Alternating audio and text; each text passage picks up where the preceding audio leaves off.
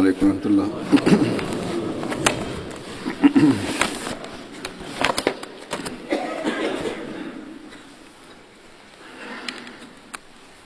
أشهد أن لا إله إلا الله وحده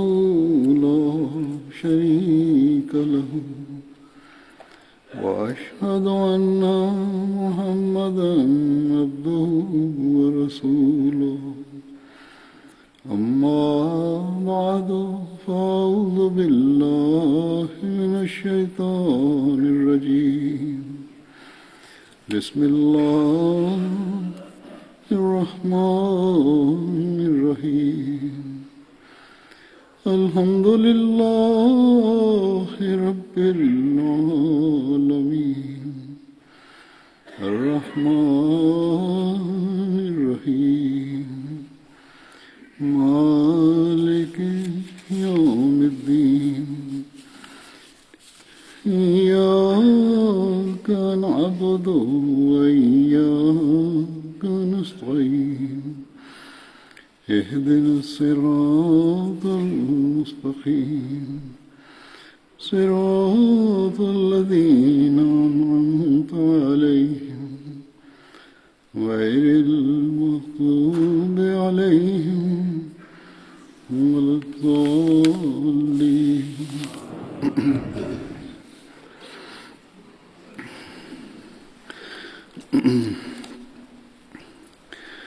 حضرت قیس بن میسن انصاری صحابی تھے۔ بعض روایات میں ان کا نام قیس بن حصن بھی بیان ہوا ہے۔ ان کا تعلق انصار کے قبیلے بنو زریق سے تھا۔ ان کی والدہ کا نام انیسہ بنت قیس تھا اور والد میسن بن خالد تھے۔ اب غزوہ بدر اور احد میں شریک ہوئے۔ آپ کی ایک بیٹی ام سعد بنت قیس تھیں۔ جب آپ فوت ہوئے تو آپ کی اولاد مدینہ میں تھی۔ دوسرے صحابی ہیں حضرت جبیر بن ایاس۔ ایاس بن خالد ان کے والد کا نام تھا۔ یہ غزوہ بدر میں شامل ہوئے۔ ان کا تعلق قبیلہ خزرج کی شاخ بنو زریق سے تھا۔ حضرت عبداللہ بن محمد نے کہا کہ آپ کا نام جبیر بن الیاس تھا، اور ایک دوسری روایت میں آپ کا نام جبیر بن ایاس بھی بیان ہوا ہے۔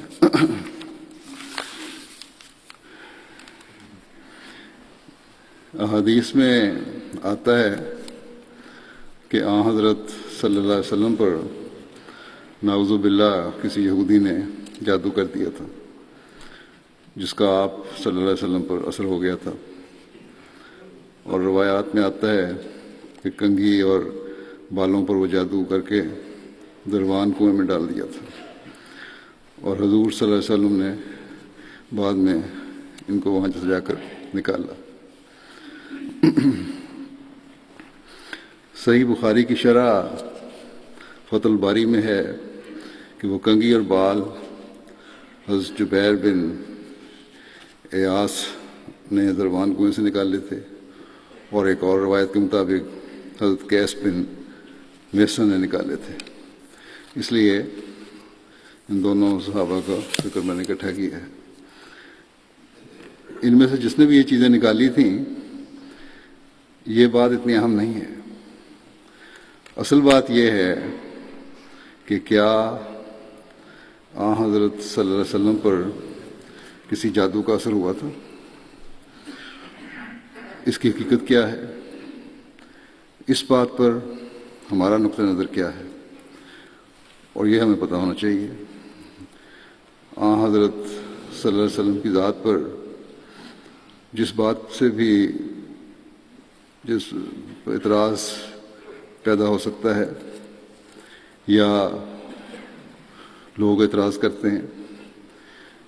ہم نے جواب دینا ہے۔ اس لیے میں اس کی کچھ تفصیل بیان کرتا ہوں۔ جو جماعت کے لٹریچر میں موجود ہے۔ ان صحابی کے حوالے، دونوں صحابہ کے حوالے سے اس بات کی آج وضاحت ہوگی، بیان۔ حضرت مسلم موعود رضی اللہ عنہ نے سورہ فلق کی تفسیر کے تعارف میں اس واقعے کا ذکر فرماتے ہوئے بیان فرمایا، سورت کے بارے میں بیان فرما رہے ہیں کہ بعض لوگوں کا خیال ہے سورہ فلق اور ناس کی آخری دونوں صورتیں مکے میں نازل ہوئیں، بعد ان کو مدنی صورتیں کہتے ہیں، یعنی مدینے میں نازل ہوئیں۔ آپ لکھتے ہیں کہ جو لوگ اس بات کے حق میں ہیں کہ یہ صورت مدنی ہے، ان کی دلیل یہ ہے کہ صورت اور اس کے بعد کی صورت کا تعلق نبی کریم صلی اللہ علیہ وسلم کی اس بیماری کے ساتھ ہے جس میں یہ سمجھا گیا تھا کہ یہود کی طرف سے آپ پر جادو کیا گیا ہے۔ اس وقت یہ دو صورتیں نازل ہوئیں اور آپ نے ان کو پڑھ کر پھونکا۔ یہ آپ بیان فرما رہے ہیں کہ کہا جاتا ہے، اور مفسرین کہتے ہیں کہ چونکہ یہ واقعہ مدینے میں ہوا تھا اس لیے سورۃ الفلق اور سورۃ الناس مدنی ہیں۔ بہرحال ترجیح اس بات کو دی گئی ہے کہ دونوں صورتیں مدنی ہیں، یعنی مدینے میں نازل ہوئیں۔ یہ مسلمات لکھتے ہیں کہ مفسرین کا ایک استدلال ہے، تاریخی شہادت نہیں ہے۔ گو ہمارے پاس بھی ایسی کوئی یقینی شہادت نہیں کہ جس کی بنا پر ہم یہ کہہ سکیں کہ یہ مکی صورت ہے، مگر جو استدلال کیا گیا ہے وہ بھی بودھا ہے، فضول قسم کا یہ استدلال ہے، کیونکہ خواہ یہ صورت مکے میں نازل ہوتی تب بھی تو رسول کریم صلی اللہ علیہ وسلم بیماری کے موقع پر اس کو پڑھ کر اپنے اوپر پھونک سکتے تھے۔ بس محض پھونکنے سے یہ سمجھنا کہ مدینے میں نازل ہوئی، یہ استدلال درست نہیں ہے۔ رسول کریم صلی اللہ علیہ وسلم کا بیمار ہونا اور لوگوں کا یہ سمجھنا کہ آپ پر یہودیوں کی طرف سے جادو کیا گیا، یہ واقعہ جن الفاظ میں روایت کیا گیا ہے وہ الفاظ یہ ہیں، حضرت مسلم موعود نے یہ الفاظ لکھے اسی تفسیر کے تعارف کے صورت کے تعارف میں بیان کرتے ہوئے۔ تو آپ لکھتے ہیں کہ چونکہ مفسرین نے حضرت عائشہ رضی اللہ تعالیٰ عنہ کی روایت کو ترجیح دی ہے، اس لیے ہم صرف اسی روایت کا ترجمہ کرتے ہیں۔ حضرت عائشہ رضی اللہ عنہا سے روایت ہے کہ نبی کریم صلی اللہ علیہ وسلم پر یہودیوں کی طرف سے جادو کیا گیا، اور اس کا اثر یہاں تک ہوا کہ آپ بعض اوقات یہ سمجھتے تھے کہ آپ نے فلاں کام کیا ہے، حالانکہ وہ کام نہیں کیا ہوتا تھا۔ ایک دن یا ایک رات رسول کریم صلی اللہ علیہ وسلم نے اللہ تعالیٰ سے دعا کی، پھر فرمایا، اے عائشہ، اللہ تعالیٰ سے جو کچھ میں نے مانگا تھا وہ اس نے مجھے دے دیا۔ حضرت عائشہ رضی اللہ عنہا کہتی ہیں کہ میں نے عرض کیا کہ یا رسول اللہ وہ کیا ہے جو آپ نے مانگا تھا؟ تو آپ نے فرمایا کہ کیا دیا ہے جو اللہ تعالیٰ نے آپ کو؟ تو آپ نے فرمایا کہ میرے پاس دو آدمی آئے، ایک میرے سر کے پاس بیٹھ گیا، دوسرا میرے پاؤں کے پاس۔ پھر وہ شخص جو میرے سر کے پاس بیٹھا ہوا تھا اس نے پاؤں کے پاس بیٹھنے والے کو مخاطب کر کے کہا، یا غالباً یہ فرمایا، حضرت عائشہ فرماتی ہیں کہ یہ کہا کہ پاؤں کے پاس بیٹھنے والے نے سر کے پاس بیٹھنے والے کو مخاطب کر کے کہا کہ اس شخص یعنی محمد رسول اللہ صلی اللہ علیہ وسلم کو کیا تکلیف ہے؟ تو دوسرے نے جواب دیا کہ جادو کیا گیا ہے۔ اس نے کہا کہ کس نے جادو کیا ہے؟ تو اس نے جواب دیا کہ لبید بن عاصم یہودی نے۔ تب پہلے نے کہا کہ کس چیز پہ جادو کیا گیا ہے؟ تو دوسرے نے جواب دیا کہ کنگھی اور سر کے بالوں پر جو کھجور کے خوشے کے اندر ہیں۔ پہلے نے پوچھا یہ چیزیں کہاں ہیں؟ تو دوسرے نے کہا یزی اروان کے کنویں میں ہیں۔ حضرت عائشہ رضی اللہ عنہا کہتی ہیں کہ نبی کریم صلی اللہ علیہ وسلم اس کے بعد اپنے صحابہ سمیت اس کنویں کے پاس تشریف لے گئے، پھر واپس آئے تو پھر فرمایا کہ اے عائشہ کہ اللہ کی قسم کنویں کا پانی یوں معلوم ہوتا تھا جیسے مہندی کے نچوڑ کی طرح سرخ ہوتا ہے۔ مسلم نے آگے اس کی وضاحت لکھی ہے کہ معلوم ہوتا ہے کہ یہودیوں میں یہ رواج تھا کہ جب وہ کسی پر جادو ٹونا کرتے تھے تو مہندی یا اس قسم کی کوئی اور چیز پانی میں ڈال دیتے تھے، یہ ظاہر کرنے کے لیے کہ یہ جادو کے زور سے پانی کو سرخ کیا گیا ہے، ایک ظاہری تدبیر وہ کیا کرتے تھے سادہ لوگوں کو بہکانے کے لیے۔ اور وہاں پھر آپ نے فرمایا اور وہاں کی کھجوریں ایسی تھیں، آن وسلم فرماتے ہیں، جیسے شیاطین یعنی سانپوں کے سر، ان میں کھجوروں کے گابوں کو سانپوں کے سر کے ساتھ تشبیہ دی گئی ہے، یعنی کھجوریں گابوں والی تھیں۔ حضرت عائشہ رضی اللہ عنہا کہتی ہیں میں نے کہا کہ یا رسول اللہ آپ نے اس چیز کو جس پر جادو کیا گیا تھا جلا کیوں نہیں دیا؟ رسول کریم صلی اللہ علیہ وسلم نے فرمایا مجھے جب اللہ تعالیٰ نے شفا دے دی تو میں نے ناپسند کیا کہ کوئی ایسی بات کروں جس سے شر کھڑا ہو، اس لیے میں نے حکم دیا کہ ان اشیاء کو دفن کر دیا جائے، چنانچہ ان کو دبا دیا گیا۔ حضرت عائشہ رضی اللہ عنہا کی روایت میں مسلم موت لکھتے ہیں کہ اس روایت میں جن دو مردوں کا ذکر آتا ہے وہ نبی کریم صلی اللہ علیہ وسلم کے پاس آئے، معلوم ہوتا ہے کہ وہ فرشتے تھے جو رسول کریم صلی اللہ علیہ وسلم کو دکھائے گئے۔ اگر وہ انسان ہوتے تو حضرت عائشہ رضی اللہ عنہا کو بھی نظر آ جاتے۔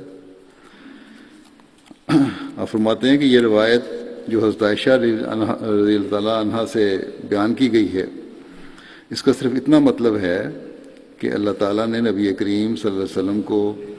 فرشتوں کے ذریعے سے خبر دی کہ یہودیوں نے آپ پر جادو کیا ہوا ہے۔ اس کا یہ مطلب نہیں کہ جس طرح جادو کا اثر تسلیم کیا جاتا ہے اسی طرح نبی کریم صلی اللہ علیہ وسلم پر جادو کا اثر بھی ہو گیا تھا۔ پھر آپ کہتے ہیں کہ بہرحال جب نبی کریم صلی اللہ علیہ وسلم نے ان کے جادو ٹونے کی چیزیں نکال کر زمین میں دفن کر دیں تو یہودیوں کو خیال ہو گیا کہ انہوں نے جو جادو کیا تھا وہ باطل ہو گیا، ختم ہو گیا۔ ادھر اللہ تعالیٰ نے آپ کو صحت بھی عطا فرما دی۔ خلاصہ کلام یہ کہ یہودی یہ یقین رکھتے تھے کہ انہوں نے نبی کریم صلی اللہ علیہ وسلم پر جادو کر دیا ہے، اس وجہ سے طبی طور پر ان کی توجہ اس طرح مرکوز ہوئی کہ آپ بیمار ہو جائیں۔ آپ لکھتے ہیں کہ اس روایت سے جہاں یہودیوں کے اس عناد کا پتہ چلتا ہے جو ان کو نبی کریم صلی اللہ علیہ وسلم کے ساتھ تھا، وہاں یہ بات بھی واضح ہو جاتی ہے کہ نبی کریم صلی اللہ علیہ وسلم خدا تعالیٰ کے سچے رسول تھے، کیونکہ اللہ تعالیٰ کی طرف سے آپ کو ان تمام باتوں کا علم دے دیا گیا جو یہودی آپ کے خلاف کر رہے تھے۔ بس آپ کو غیب کی باتوں کا معلوم ہو جانا اور یہودیوں کا آپ اپنے مقصد میں ناکام رہنا آپ کے سچا رسول ہونے کی واضح اور بیان دلیل ہے۔ بہرحال حضرت مسلم موعود رضی اللہ عنہ نے جس طرح نتیجہ نکالا ہے وہی حقیقت ہے کہ آن حضرت صلی اللہ علیہ وسلم پر یہودیوں نے جادو کیا اپنے زوم میں، لیکن اس کا کوئی اثر نہیں ہوا، اور بیماری اور بھولنے کی بیماری تھی یا جو بھی بیماری تھی اس کی کچھ اور وجوہات ہو سکتی ہیں،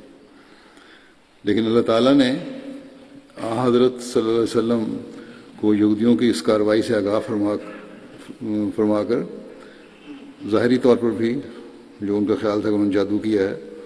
اس کو بھی ناکام کر دیا، اور یہودی جو آپ کی بیماری کو دیکھ کر اپنے زوم میں یہ خوش ہو رہے تھے یا یہ مشہور کر دیا تھا، یہ باتیں کرتے تھے کہ ہمارے جادو کا اثر ہے جو یہ بیماری چل رہی ہے، اس کی حقیقت ظاہر ہو گئی۔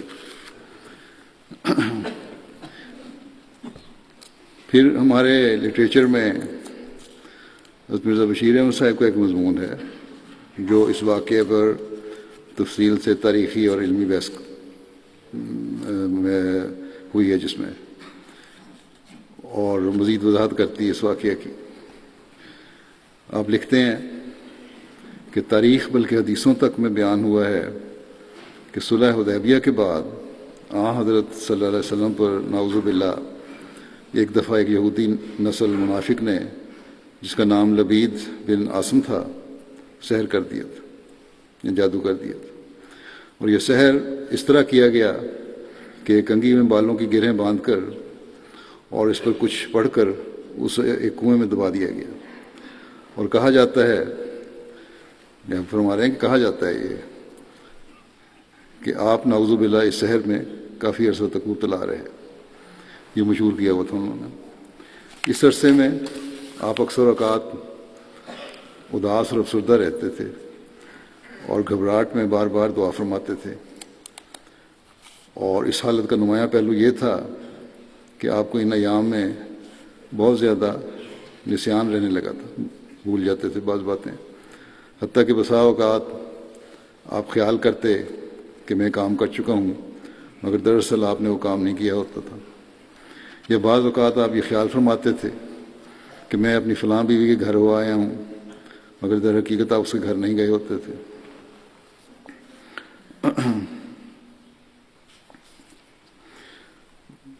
اور اس کی تشریح فرماتے ہیں کہ اس تعلق میں یاد رکھنا چاہیے کہ آپ صلی اللہ علیہ وسلم کا یہ طریق تھا کہ اسلامی احکام کے مطابق آپ نے اپنی بیویوں کی باری مقرر کر رکھی تھی، اور ہر روز شام کو ہر بیوی کے گھر جا کر خیریت دریافت فرماتے تھے، اور بالآخر اس بیوی کے گھر پہنچ جاتے تھے جس کی اس دن باری ہوتی تھی۔ اوپر والی روایت میں اسی طرح اشارہ ہے۔ بہرحال آگے چلتی ہے روایت، بالآخر خدا تعالیٰ نے ایک رویا کے ذریعے سے آپ پر اس فتنے کی حقیقت کھول دی، وغیرہ وغیرہ۔ یہ خلاصہ ہے، پہلے بھی بیان ہو چکا ہے مسلم موعود کی بیان میں، تفسیر میں۔ یہ بخاری کی روایت ہے اس کی، جس کا خلاصہ آپ نے بیان کیا۔ پھر آپ لکھتے ہیں کہ یہ اس روایت کا خلاصہ ہے جو تاریخ اور حدیث کی بعض کتابوں میں بیان ہوئی ہیں۔ اس روایت کے گرد ایسے قصوں کا جال بن دیا گیا ہے کہ اصل حقیقت کا پتہ لگانا مشکل ہو گیا۔ ایسی کہانیاں بنا دی گئی ہیں اس روایت پہ کہ بہت مشکل ہو گیا کہ حقیقت کیا ہے۔ اور اگر ان سب روایتوں کو قبول کیا جائے، آپ لکھتے ہیں اگر سب روایتوں کو قبول کیا جائے تو نعوذ باللہ حضرت صلی اللہ علیہ وسلم کا مبارک اور مقدس وجود ایسا ثابت ہوتا ہے کہ گویا حاکم بدہن آپ کے ایک بہت کمزور طبیعت کے انسان تھے، جسے کم از کم دنیا کے معاملات میں آپ کے بد باطن دشمن اپنی سحر کاری سے جس قالب میں چاہتے تھے ڈھال سکتے تھے، اور یہ کہ وہ آپ کو اپنی ناپاک توجہ کا نشانہ بنا کر آپ کے دل و دماغ پر اس کا تصرف جمانا شروع کر دیتے تھے کہ نعوذ باللہ آپ اس سحر کے مقابل پر اپنے آپ کو بے بس پاتے تھے۔ یہ اگر یہ روایت کو اس طرح بیان کیا جائے جس طرح حدیثوں میں بیان ہوئی ہے تاریخ میں، تو پھر تو یہ نتیجہ نکلتا ہے جو بالکل غلط نتیجہ ہے، یہ ہو ہی نہیں سکتا۔ لیکن اگر ان روایات کے متعلق معقولی اور منقولی طور پر غور کیا جائے اور روایات کی محققانہ چھان بین کی جائے، تحقیق کی جائے، ریسرچ کی جائے باقاعدہ، تو صاف ثابت ہوتا ہے کہ یہ صرف ایک مرض نسیان کا عرضہ تھا جو بعض وقتی تفکرات اور پیش آمدہ جسمانی ذوف کے نتیجے میں آپ کو کچھ وقت کے لیے لاحق ہوا تھا، جس سے بعض بدخواہ دشمنوں نے فائدہ اٹھا کر یہ مشہور کر دیا کہ ہم نے نعوذ باللہ مسلمانوں کے نبی پر جادو کر دیا، مگر خدا تعالیٰ نے آپ صلی اللہ علیہ وسلم کو بہت جلد صحت دے کر دشمنوں کے منہ کالے کر دیے، اور منافقوں کا جھوٹا پروپیگنڈا خاک میں مل گیا۔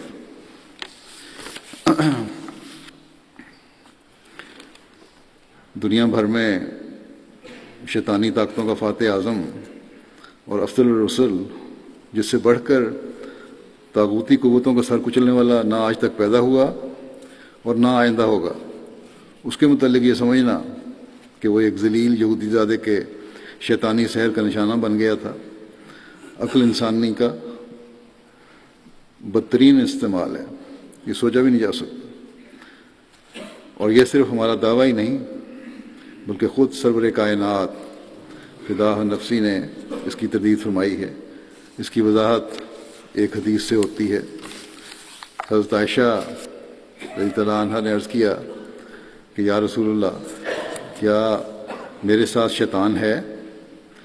آپ نے فرمایا ہاں۔ حضرت عائشہ نے اپنے متعلق پوچھا، میرے ساتھ شیطان ہے؟ آپ نے فرمایا ہاں۔ میں نے پوچھا کیا ہر انسان کے ساتھ شیطان لگا ہوا ہے؟ تو آپ نے فرمایا ہاں۔ حضرت عائشہ نے حیران ہو کر عرض کیا کہ یا رسول اللہ، کیا آپ کے ساتھ بھی کوئی شیطان لگا ہوا ہے؟ آپ نے فرمایا ہاں، مگر خدا نے مجھے شیطان پر غلبہ عطا فرمایا ہے، حتیٰ کہ میرا شیطان بھی مسلمان ہو چکا ہے۔ کیا اس واضح اور صریح ارشاد کے ہوتے ہوئے یہ خیال کیا جا سکتا ہے کہ کسی یہودی منافق نے، جو قرآن کی روح سے ایک مغضوب علیہم قوم بھی ہے، اپنے شیطان کی مدد سے حضرت صلی اللہ علیہ وسلم جیسے بلند مرتبہ پر جادو کر دیا ہوگا، اور آپ اس شیطانی جادو سے متاثر ہو کر مدتوں پریشان اور مغموم اور بیمار رہے؟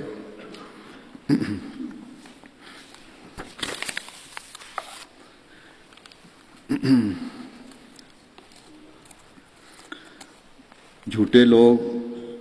حق کے مقابل پر ہر زمانے میں ایسے باطل اور جھوٹے حربے استعمال کرتے رہے ہیں، مگر خدائے قدیر اور عزیز اپنے ایسے تمام جھوٹوں کے پول کھولتا رہا ہے، جیسا کہ فرماتا ہے کتب اللہ لاغلبن انا ورسلی، یعنی خدا نے یہ بات لکھ رکھی ہے اور مقدر کر رکھی ہے کہ ہر رسول کے زمانے میں میں اور میرا رسول غالب رہیں گے، اور کوئی شیطانی حربہ ہمارے مقابلے پر کامیاب نہیں ہو سکتا۔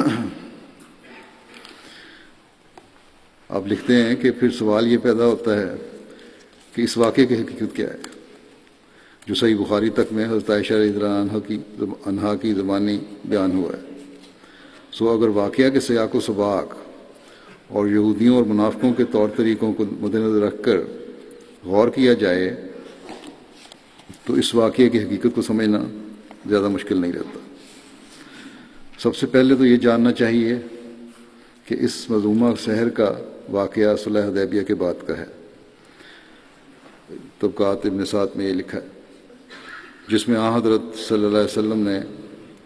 ایک رویا کی بنا پر عمرہ کی غرض سے مکہ تشریف لے جانے کا فیصلہ کیا اور وہاں تشریف لے گئے تھے، مگر راستے میں قریش کے روکنے کی وجہ سے بظاہر ناکام لوٹنا پڑا۔ یہ ظاہری ناکامی ایک ایسا بھاری صدمہ تھی کہ کافروں اور منافقوں نے مذاق اور طعن و تشنیع سے کام لینا بھی تھا، لیکن بعض مخلص مسلمان، حتیٰ کہ ایک حدیث میں آتا ہے کہ حضرت عمر رضی اللہ عنہ جیسے بلند پایا بزرگ بھی اس ظاہری ناکامی کی وجہ سے وقتی طور پر متزلزل ہو گئے تھے۔ بخاری میں یہ بھی لکھا ہے، بخاری کی حدیث سے یہ روایت حضرت عمر کی۔ ان حالات کا کمزور طبیعت کے لوگوں کے ابتلاء کے خوف کی وجہ سے حضرت صلی اللہ علیہ وسلم کی طبیعت پر طبعاً کافی اثر تھا، اور آپ کچھ عرصے تک بہت فکر مند رہے، اور لازماً اس فکر کا یہ اثر آپ کی صحت پر بھی پڑا، اور آپ اس گھبراہٹ میں خدا کے حضور کثرت سے دعائیں فرماتے تھے، جیسا کہ حدیث کے الفاظ دعا و دعا وغیرہ میں اشارہ ہے، تاکہ صلح حدیبیہ کے واقعے کی وجہ سے اسلام کی ترقی میں کوئی وقتی روک پیدا نہ ہو۔ یہ اسی قسم کی دعا تھی جیسے کہ آپ نے بدر کے میدان میں خدا تعالیٰ کی طرف سے کامیابی کا وعدہ ہونے کے باوجود دشمن کی ظاہری طاقت کو دیکھ کر فرمایا تھا کہ اللہم ان تہلک ہذہ الاصابۃ لا توبۃ فی الارض۔ ان وجوہات سے آپ کے اعصاب اور آپ کی قوت حافظہ پر کافی اثر پڑا ہوا تھا، اور آپ کچھ عرصے کے لیے مرض نسیان میں مبتلا ہو گئے تھے۔ کچھ روایتوں میں تو 1-2-4 دن ہی ہیں یا 2 دن ہیں۔ یا ایک دن اور ایک رات ہے، لیکن بہرحال جو بھی جتنا بھی دن تھے کچھ اثر پڑا. جو ایک لازمہ آپ بشیر احمد صاحب نے یہ نتیجہ نکالا ہے کہ کچھ دنوں کے لیے تھا، اور یہ وجہ اس وجہ تھا یہ تفکرات جو تھے اور مسلمانوں کے ایمان میں کمزوری کی وجہ سے بھی آپ کو فکر تھی. یہ ایک لازمہ بشری ہے جس سے خدا کے نبی تک مستثنا نہیں. جب یہودیوں اور منافقوں نے یہ دیکھا کہ حضرت صلی اللہ علیہ وسلم آج کل بیمار ہیں اور ذوف اعصاب اور ذوف دماغ کی وجہ سے آپ کو نسیان کا مرض لاحق ہے، تو انہوں نے حسب عادت فتنے کی غرض سے یہ مشہور کرنا شروع کر دیا کہ ہم نے نعوذ باللہ مسلمانوں کے نبی پر جادو کر دیا، اور یہ کہ آپ کا یہ نسیان وغیرہ اسی جادو کا نتیجہ ہے، اسی سحر کا نتیجہ ہے. اور انہوں نے اپنے قدیم طریقے کے مطابق ظاہری علامت کے طور پر ایک کنویں کے اندر کسی کنگھی میں بالوں کی گریں وغیرہ باندھ کر اسے بھی دبا دیا. جب ان کے اس مذمومہ سحر کی اطلاع حضرت صلی اللہ علیہ وسلم کو پہنچی تو آپ نے اس فتنہ کے سدباب کے لیے خدا کے حضور مزید دعا فرمائی. اور جیسے کہ عائشہ نے کہا ہے کہ اس خبر کے پہنچنے کے بعد پھر آپ نے ایک دن یا ایک رات دعا کی بہت شدت سے، اور اپنے آسمانی آقا سے استدعا کی کہ وہ اس فتنے کے بانی مبانی کے نام اور اس کے مذمومہ سحر کے طریق سے آپ کو مطلع فرمائے تا آپ اس باطل سحر کا تار و پود بکھیر سکیں. چنانچہ خدا نے آپ کی مستربنہ دعاؤں کو سنا اور رویا کے ذریعے سے آپ پر اصل حقیقت کھول دی. قرآن کے اصولی ارشاد کہ ولا یفلح الساحر ولا یفلح الساحر حیث عطا، یعنی نبیوں کے مقابل پر کوئی ساحر کسی صورت میں بھی کامیاب نہیں ہو سکتا، خواہ وہ کسی رنگ میں اور کسی جہت سے حملہ آور ہو. پھر قرآن کے اس قطعی فیصلے کی روشنی میں کہ یقول الظالمون ان تتبعون الا رجلا مسحورا، یقول الظالمون ان تتبعون الا رجلا مسحورا، کہ ظالم لوگ کہتے ہیں کہ تم محض ایک ایسے شخص کی پیروی کر رہے ہو جو سحر زدہ ہے. قرآن کریم میں لکھا ہے، کافروں نے یہی کہا تھا. پھر خود اس حدیث کے الفاظ اور انداز بیان اور محاورہ عرب پر غور کرنے کے نتیجے میں بخاری کی یہ روایت یقیناً حقائق عن الغیر کے رنگ میں سمجھی جائے گی، جس میں بظاہر اس کا مطلب یہ ہے، حقائق عن الغیر کا مطلب یہ ہے کہ بظاہر کلام کرنے والا اپنی طرف سے کلام کرتا ہے، مگر حقیقتاً مراد یہ ہوتی ہے کہ دوسرے لوگ یہ کہتے ہیں، دوسرے کی بات بیان کی جاتی ہے. اس طرح اس روایت کا ترجمہ یہ بنتا ہے کہ حضرت عائشہ رضی اللہ عنہا روایت کرتی ہیں کہ ایک دفعہ حضرت صلی اللہ علیہ وسلم پر سحر کیا گیا، یعنی دشمنوں نے مشہور کر دیا کہ آپ کو سحر کر دیا گیا ہے. حضرت عائشہ نے خود نہیں کہا، اس کا ترجمہ اس طرح بنے گا کہ دشمنوں نے مشہور کر دیا کہ آپ کو سحر کر دیا گیا ہے. حتیٰ کہ ان ایام میں آپ بعض اوقات خیال فرماتے تھے کہ آپ نے فلاں کام کیا ہے، حالانکہ در حقیقت نہیں کیا ہوتا تھا. اور ایک روایت میں یہ ہے کہ آپ بعض اوقات خیال کرتے تھے کہ اپنی فلاں بیوی کے گھر ہو آئے ہوں، حالانکہ آپ اس گھر کے گھر میں نہیں گئے ہوتے تھے. انہی ایام میں حضرت عائشہ کی وضاحت کے مطابق آپ ایک دن میرے مکان میں تھے اور آپ گھبراہٹ میں بار بار خدا کے حضور دعا فرماتے تھے. اس دعا کے بعد آپ نے مجھ سے فرمایا کہ اے عائشہ، کیا تمہیں معلوم ہے کہ اللہ تعالیٰ نے مجھے وہ بات بتا دی ہے جو میں نے اس سے پوچھی تھی؟ میں نے عرض کیا یا رسول اللہ وہ کیا بات ہے؟ آپ نے فرمایا خواب میں میرے پاس دو آدمی آئے یا کشفی رنگ میں، ان میں سے ایک میرے سر کی طرف بیٹھ گیا، دوسرا پاؤں کی طرف بیٹھ گیا. پھر ان میں سے ایک نے دوسرے کو پوچھا کہ اس شخص کو کیا تکلیف ہے. حضرت مرزا بشیر احمد صاحب لکھتے ہیں کہ انداز گفتگو بھی حقائق غیر کی دوسرے کے حوالے سے بات کرنے کی طرف اشارہ کر رہا ہے. اور پھر وہی لمبی بات جو پہلے بیان ہو چکی ہے کہ اس کو تکلیف یہ ہے کہ فلاں یہودی نے جادو کیا ہے اور اس کا اثر ہے، یہ لوگ کہتے ہیں۔ پھر حضرت عائشہ کہتی ہیں کہ اس خواب کے بعد یا اس کشف کے بعد آپ اپنے بعض صحابہ کے ساتھ اس کنویں پر تشریف لے گئے اور اس کا معائنہ فرمایا۔ اس پر کھجوروں کے کچھ درخت اگے ہوئے تھے، یعنی اندھا سا کنواں تھا۔ پھر آپ حضرت عائشہ کے پاس واپس تشریف لائے اور ان سے فرمایا، عائشہ میں اسے دیکھ آیا ہوں، اس کنویں کا پانی مہندی کے پانی کی طرح سرخی مائل ہو رہا ہے۔ یہودیوں کا طریق تھا کہ لوگوں کی نظروں کو دھوکہ دینے کے لیے، جیسا کہ بیان ہو چکا ہے، ایسے کنویں کو پانی کو رنگ دیتے تھے، اور اس کے کھجور کے درخت تھور کے درختوں کی طرح مکروہ نظر آتے تھے۔ حضرت عائشہ فرماتی ہیں کہ میں نے رسول اللہ صلی اللہ علیہ وسلم سے عرض کیا کہ آپ نے اس کنگھی وغیرہ کو باہر نکال کر پھینک کیوں نہیں دیا؟ بعض میں آتا ہے کہ جلا کیوں نہیں دیا؟ آپ نے فرمایا، خدا نے مجھے محفوظ رکھا اور مجھے شفا دے دی، تو پھر میں اسے باہر پھینک کر لوگوں میں ایک بری بات کا چرچا کیوں کرتا، جس سے کمزور طبیعت کے لوگوں میں سحر کی طرف خام خواہ توجہ پیدا ہونے کا اندیشہ تھا۔ بس اس کنویں کو دفن کر کے بند کروا دیا گیا۔ مرزا بشیر احمد صاحب لکھتے ہیں کہ یاد رکھنا چاہیے کہ حکایت عن الغیر، یعنی دوسروں کے حوالے سے جو بات کی جاتی ہے، دوسروں کی بات کو آگے بیان کیا جاتا ہے، اس کا یہ طریق کلام عربوں میں رائج تھا، بلکہ خود قرآن کریم نے بھی بعض جگہ اس طرز کلام کو اختیار کیا ہے۔ چنانچہ ایک جگہ دوزخیوں کو مخاطب کر کے خدا تعالیٰ فرماتا ہے کہ ذک انا کا انتل عزیز الکریم، کہ یعنی اے جہنم میں ڈالے جانے والے شخص، تو خدا کے اس عذاب کو چکھ لے، بے شک تو بہت عزت والا اور بڑا شریف انسان ہے۔ اس جگہ یہ مراد ہرگز نہیں ہے کہ نعوذ باللہ خدا دوزخیوں کو معزز اور شریف خیال کرتا ہے، بلکہ حکایت عن الغیر کے رنگ میں مراد یہ ہے کہ اے وہ انسان جسے اس کے ساتھی اور وہ خود معزز اور شریف خیال کرتے تھے، دنیا میں غلط کام کرنے کے بعد سمجھتے تھے ہم بہت معزز ہیں، تو اب خدا کے آگ کے عذاب کا مزہ چکھو۔ میں نے ہی یہی رنگ اس رویا میں ان دو آدمیوں یا دو فرشتوں نے اختیار کیا جو آن حضرت صلی اللہ علیہ وسلم کو اس رویا میں نظر آئے تھے۔ چنانچہ انہوں نے جب یہ کہا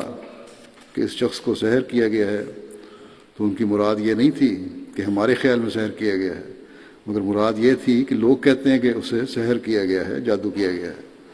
اور خواب کی اصل غرض و غایت اس کے سوا کچھ نہیں تھی کہ جو چیز ان خبیثوں نے چھپا کر اس کنویں میں رکھی ہوئی تھی اور اس کے ذریعے وہ اپنے ہم مشرب لوگوں کو دھوکہ دیتے تھے، اسے اپنے جیسے لوگوں کو دھوکہ دیتے تھے، مشغول کر رہے تھے،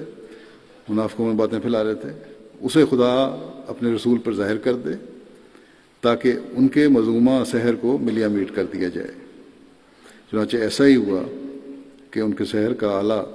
سپرد خاک کر دیا گیا اور کنویں کو پاٹ دیا گیا، اور بالواسطہ طور پر اس کے نتیجے میں حضرت صلی اللہ علیہ وسلم کی طبیعت کا یہ فکر بھی کہ لوگ اس قسم کی شرارتیں کر کے سادہ مزاج لوگوں کو دھوکہ دینا چاہتے ہیں زائل ہو گیا، اور یہ خدائی وعدہ بڑی آب و تاب کے ساتھ پورا ہوا کہ لا یفلح الساحر حیث اتی، یعنی ایک ساحر خواہ کوئی سا طریقہ اختیار کرے، وہ خدا کے ایک نبی کے مقابلے پر کبھی کامیاب نہیں ہو سکتا۔ بہرحال اوپر والی حدیث سے ذیل کی باتیں ثابت ہوتی ہیں، یہ کہ صلح حدیبیہ کے واقعے کے بعد جس کی وجہ سے طبعاً حضرت صلی اللہ علیہ وسلم دوسروں کے لغزش کے خیال سے کافی فکر مند تھے، اور آپ کئی دنیاوی باتیں جو گھریلو معاملات سے تعلق رکھتی تھیں بھول جاتے تھے۔ دوسرے، آپ کی اس حالت کو دیکھ کر یہودیوں اور منافقوں نے جو ہمیشہ ایسی باتوں کی آڑ لے کر اسلام اور مقدس بانی اسلام کو بدنام کرنا چاہتے تھے، یہ مخفی چرچا شروع کر دیا کہ ہم نے نعوذ باللہ مسلمانوں کے نبی پر جادو کر دیا۔ ان کا یہ چرچا ایسا ہی تھا جیسا کہ انہوں نے غزوہ بنی مستلق میں حضرت عائشہ رضی اللہ عنہ کے پیچھے رہ جانے کی وجہ سے حضرت عائشہ کو بدنام کرنا شروع کر دیا تھا، اور اس طرح حضرت صلی اللہ علیہ وسلم کی زندگی تلخ کرنے کی ناپاک کوشش کی تھی۔ تیسرے یہ کہ اس مذمومہ سحر کی ظاہری علامت کے طور پر تاکہ سادہ طبع لوگوں کو زیادہ آسانی سے دھوکہ دیا جا سکے، ان خبیث فطرت لوگوں نے ایک یہودی نسل منافق لبید بن عاصم کے ذریعے اپنے طریق کے مطابق ایک کنگھی میں کچھ بالوں کی گرہیں باندھ کر اسے ایک کنویں میں دبا دیا اور مخفی گپ شپ شروع ہو گئی جو آن حضرت صلی اللہ علیہ وسلم کی مزید پریشانی کا موجب ہوئی۔ چوتھی بات یہ ہے کہ اس پر آن حضرت صلی اللہ علیہ وسلم نے خدا کے حضور اضطراب کے ساتھ دعائیں کیں کہ خدایا تو اپنے فضل سے اس فتنے کا سد واقع فرما اور مجھ پر اس کی حقیقت کو کھول دے تاکہ میں اس فتنے کا ازالہ کر کے سادہ مزاج لوگوں کو ٹھوکر سے بچا سکوں۔ چنانچہ وہ دعا قبول ہی ظاہر ہو گیا۔ پانچویں یہ ہے کہ خدا تعالیٰ نے آپ کی ان دعاؤں کو سنا اور لبید بن عاصم کی شرارت کا پول کھول دیا، جس پر آپ چند گواہوں کی مائیت میں اس کنویں پر تشریف لے گئے اور اس کنگھی کو سپرد خاک کر دیا، بلکہ کنویں تک کو پاٹ دیا تاکہ نہ رہے بانس نہ بجے بانسری۔ بالآخر یہ سوال رہ جاتا ہے کہ حضرت صلی اللہ علیہ وسلم جو خدا تعالیٰ کے ایک عالی شان نبی بلکہ افضل الرسل اور خاتم النبیین تھے، آپ کو نشان کا عرضہ کیوں لاحق ہوا جو بظاہر فرائض نبوت کی ادائیگی میں رخنہ انداز ہو سکتا ہے؟ تو اس کے جواب میں اچھی طرح یاد رکھنا چاہیے کہ ہر نبی کی دوہری حیثیت ہوتی ہے۔ ایک پہلو کے لحاظ سے وہ خدا کا نبی اور رسول ہوتا ہے، جس کی وجہ سے وہ خدا کے کلام سے مشرف ہوتا ہے اور دینی امور میں اپنے متبعین کا استاد قرار پاتا ہے اور ان کے لیے اسوہ بنتا ہے، اور دوسرے پہلو کے لحاظ سے وہ انسانوں میں سے ایک انسان ہوتا ہے اور تمام ان بشری لوازمات اور طبعی خطرات کے تابع ہوتا ہے جو دوسرے انسانوں کے ساتھ لگے ہوئے ہیں۔ اسی لیے اللہ تعالیٰ نے قرآن مجید میں حضرت صلی اللہ علیہ وسلم کو مخاطب کر کے فرمایا ہے، قل انما انا بشر مثلکم یوحی الی، یعنی اے رسول تو لوگوں سے کہہ دے کہ میں تمہاری طرح کا ایک انسان ہوں اور تمام ان قوانین کے تابع ہوں جو دوسرے انسانوں کے ساتھ لگے ہوئے ہیں۔ ہاں میں یقیناً خدا کا ایک رسول بھی ہوں اور خدا کی طرف سے مخلوق خدا کی ہدایت کے لیے وحی و الہام سے نوازا گیا ہوں۔ یہ اس کی تفسیری ترجمہ ہے۔ اس لطیف آیت میں انبیاء کی دوہری حیثیت کو نہایت عمدہ طریق پر بیان کیا گیا ہے، یعنی انہیں ایک جہت سے دوسرے انسانوں سے ممتاز کیا گیا ہے اور دوسری جہت سے ان کو دوسرے انسانوں کی صف سے باہر نہیں نکلنے دیا گیا۔ بس جو شخص یہ خیال کرتا ہے کہ انبیاء بشری لوازمات اور انسان کے طبعی خطرات سے بالا ہوتے ہیں وہ جھوٹا ہے۔ یقیناً انبیاء بھی اسی طرح بیمار ہوتے ہیں جس طرح کے دوسرے انسان بیمار ہوتے ہیں۔ وہ ملیریا، بخار، ٹائیفائڈ۔ میم شیرین صاحب نے لکھا ہے کہ ضمناً یہاں یہ بھی یاد رکھنا چاہیے کہ ظاہری علامات جو درج ہیں حدیث اور تاریخ سے پتہ چلتا ہے کہ حضرت صلی اللہ علیہ وسلم مرض ٹائیفائڈ سے فوت ہوئے تھے۔ سل، دق، دمہ، نزلہ، کھانسی، نقرس دوران سر، اعصابی تکلیف، ذکاوت حس، گھبراہٹ، بے چینی، دماغی کوفت، نسیان، حوادث کے نتیجے میں چوٹیں، زخم، لڑائی کی ضربات وغیرہ وغیرہ سب کی زد میں نبی آ سکتے ہیں اور آتے رہے ہیں، سوائے اس کے کہ کسی خاص نبی کو خدا کی طرف سے استثنائی طور پر کسی خاص بیماری سے حفاظت کا وعدہ کیا گیا ہو۔ اگر اس جگہ کسی کو یہ خیال گزرے کہ قرآن تو حضرت صلی اللہ علیہ وسلم کے متعلق فرماتا ہے کہ سنقرئک فلا تنسیٰ، یعنی ہم تجھے ایک ایسی تعلیم دیں گے جسے تو نہیں بھولے گا، تو پھر آپ کو نسیان کی بیماری کس طرح ہو گئی؟ تو اس کے جواب میں اچھی طرح یاد رکھنا چاہیے کہ یہ وعدہ صرف قرآنی وحی کے متعلق ہے، نہ کہ عام، اور مراد یہ ہے کہ اے رسول ہم اپنی جو وحی تجھ پر امت کی ہدایت کے لیے نازل کریں گے اسے تو نہیں بھولے گا اور ہم قیامت تک اس کی حفاظت کریں گے۔ عام روزمرہ کی باتوں اور دنیاوی امور یا دینی اعمال کے ظاہری مراسم کے متعلق یہ وعدہ ہرگز نہیں ہے۔ چنانچہ حدیث سے ثابت ہے کہ آپ کئی موقعوں پر بشری لازمہ کے متحد بھول جاتے تھے بلکہ حدیث میں یہاں تک آتا ہے کہ آپ بعض اوقات نماز پڑھاتے ہوئے رکعتوں کی تعداد کے متعلق بھی بھول گئے اور لوگوں ان کے یاد کرانے پر یاد آیا۔ بخاری اور مسلم دونوں میں یہ حدیث موجود ہے۔ اسی طرح اور کئی موقعوں پر آپ بھول جاتے تھے، بلکہ حدیث میں حضرت صلی اللہ علیہ وسلم نے خود اپنے متعلق فرمایا ہے کہ انما انا بشر انسا کما ننسونا فاذا نسیت فذکرونی، یعنی میں بھی تمہاری طرح کا ایک انسان ہوں، اور جس طرح تم کبھی بھول جاتے ہو میں بھی بھول سکتا ہوں، بس اگر میں کسی معاملے میں بھول جایا کروں تو تم مجھے یاد دلا دیا کرو۔ بس جس طرح حضرت صلی اللہ علیہ وسلم کو کبھی کبھی عام اور وقتی نسیان ہو جاتا تھا، اسی طرح صلح حدیبیہ کے بعد کچھ عرصے کے لیے بیماری کے رنگ میں نسیان ہو گیا تھا۔ چنانچہ یہی وہ تشریح ہے جو سحر والی روایت کے متعلق روایت کے تعلق میں بعض گزشتہ علماء نے کی ہے۔ مثلا علامہ مازری فرماتے ہیں کہ حضرت صلی اللہ علیہ وسلم کی صداقت پر بے شمار پختہ دلائل موجود ہیں، اور آپ کے معجزات بھی آپ کی سچائی پر گواہ ہیں۔ باقی عام دنیا کے امور جن کے لیے آپ مبعوث نہیں کیے گئے، سو اس تعلق میں یہ بیماری کا عرضہ سمجھا جائے گا،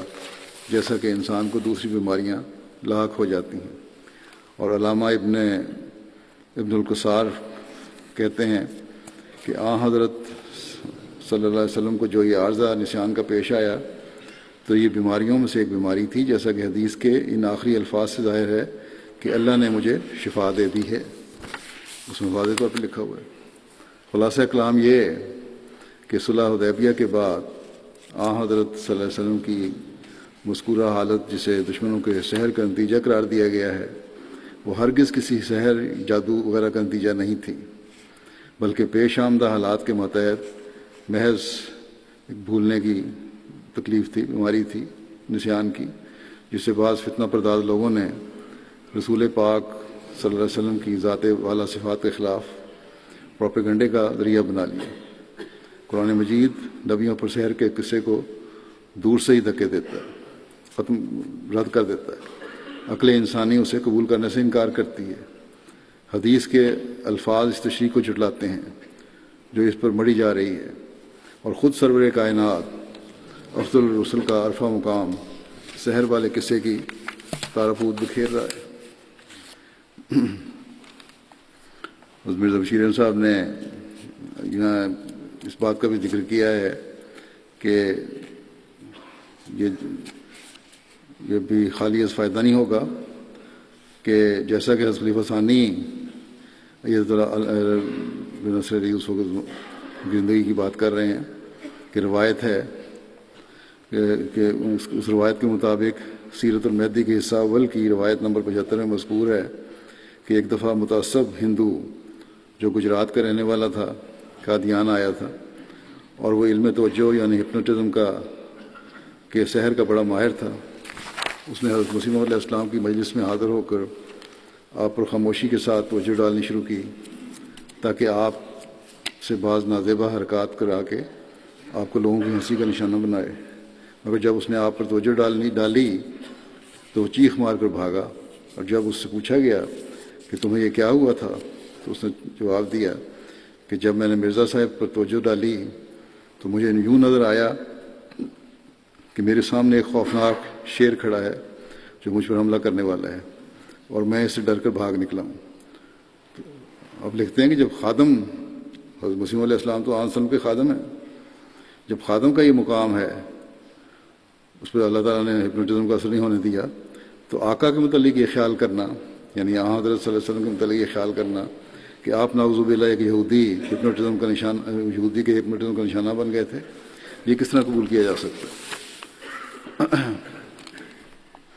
آخر میں زمانے کے حکم اور عدل کے اس بارے میں ارشادات پڑھ دیتا ہوں جو سب وضاحتوں اور تشریحوں پر حاوی ہیں۔ ایک شخص نے آپ کی مجلس میں سوال کیا کہ حضرت صلی اللہ علیہ وسلم پر کافروں نے جادو کیا تھا، اس کی نسبت آپ کا کیا خیال ہے؟ حضرت اقدس نے فرمایا کہ جادو بھی شیطان کی طرف سے ہوتا ہے، رسولوں اور نبیوں کی یہ شان نہیں ہوتی کہ ان پر جادو کا کچھ اثر ہو سکے، بلکہ ان کو دیکھ کر جادو بھاگ جاتا ہے، جیسے خدا تعالیٰ فرماتا ہے لا یفلح الساحر حیث اتی، کہ دیکھو حضرت موسیٰ کے مقابلے پر جادو تھا، آخر موسیٰ غالب ہوا کہ نہیں؟ یہ بات بالکل غلط ہے کہ حضرت صلی اللہ علیہ وسلم کے مقابلے پر جادو غالب آ گیا، ہم اس کو کبھی نہیں مان سکتے۔ آنکھ بند کر کے بخاری اور مسلم کو مانتے جانا ہمارے مسلک کے برخلاف ہے۔ یہ تو عقل بھی تسلیم نہیں کر سکتی کہ ایسے عالی شان نبی پر جادو اثر کر گیا ہو۔ ایسی باتیں کہ اس جادو کی تاثیر سے معاذ اللہ حضرت صلی اللہ علیہ وسلم کا حافظہ جاتا رہا، یہ ہو گیا اور وہ ہو گیا، کسی صورت میں صحیح نہیں ہو سکتی۔ پھر آپ فرماتے ہیں کہ معلوم ہوتا ہے کہ کسی خبیث آدمی نے اپنی طرف سے باتیں ملا دی ہیں۔ گو ہم نظر تہذیب سے احادیث کو دیکھتے ہیں، لیکن جو حدیث قرآن کریم کے برخلاف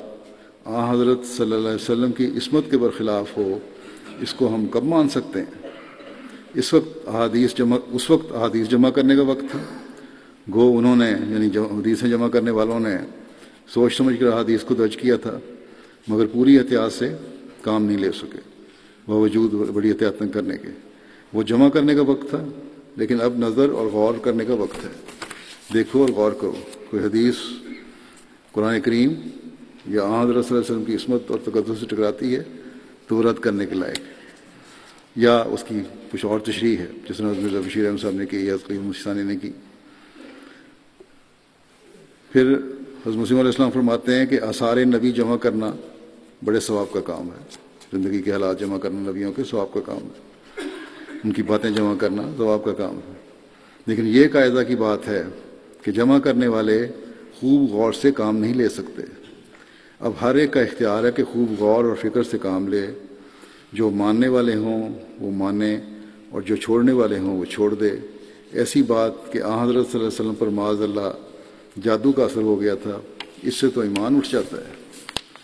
آپ فرماتے ہیں کہ خدا تعالیٰ فرماتا ہے اذ یقول الظالمون ان تتبعون الا رجلا مسحورا، کہ جب ظالم لوگ کہتے ہیں کہ تم محض ایک ایسے شخص کی پیروی کر رہے ہو جو سحر زدہ ہے، جس میں جادو ہوا ہوا ہے، جادو کے زیر اثر ہے۔ ایسی باتیں کہنے والے تو ظالم ہیں نہ مسلمان۔ یہ تو بے ایمانوں اور ظالموں کا قول ہے کہ حضرت صلی اللہ علیہ وسلم پر معاذ اللہ سحر اور جادو کا اثر ہو گیا۔ اتنا نہیں سوچتے کہ جب معاذ اللہ حضرت صلی اللہ علیہ وسلم کا یہ حال ہے تو پھر امت کا کیا ٹھکانہ؟ وہ تو پھر غرق ہی ہو گئی۔ معلوم نہیں لوگوں کو کیا ہو گیا ہے کہ جس معصوم نبی صلی اللہ علیہ وسلم کو تمام انبیاء مس شیطان سے پاک سمجھتے آئے ہیں، یہ ان کی شان میں ایسے الفاظ بولتے ہیں۔ الحمدللہ کہ ہم زمانے کے امام کو مان کر حضرت صلی اللہ علیہ وسلم کے مقام و مرتبہ کو بھی سمجھنے والے ہیں، پہچاننے والے ہیں۔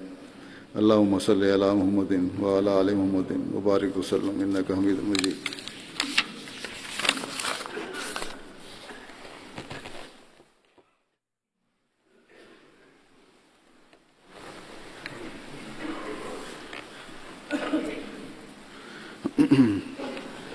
الحمد للہ نحمده ونستعینه ونستغفره ونؤمن به ونتوکل علیہ ونعوذ باللہ من شرور انفسنا ومن سیئات اعمالنا من يهده الله فلا مضل له ومن يضلل فلا هادي له ونشهد أن لا إله إلا الله ونشهد أن محمدا عبده ورسوله عباد الله رحمكم الله إن الله يأمر بالعدل والإحسان وإيتاء ذي القربى وينهى عن الفحشاء والمنكر والبغي يعظكم لعلكم تذكرون اذكروا الله يذكركم وادعوه يستجب لكم ولذكر الله أكبر.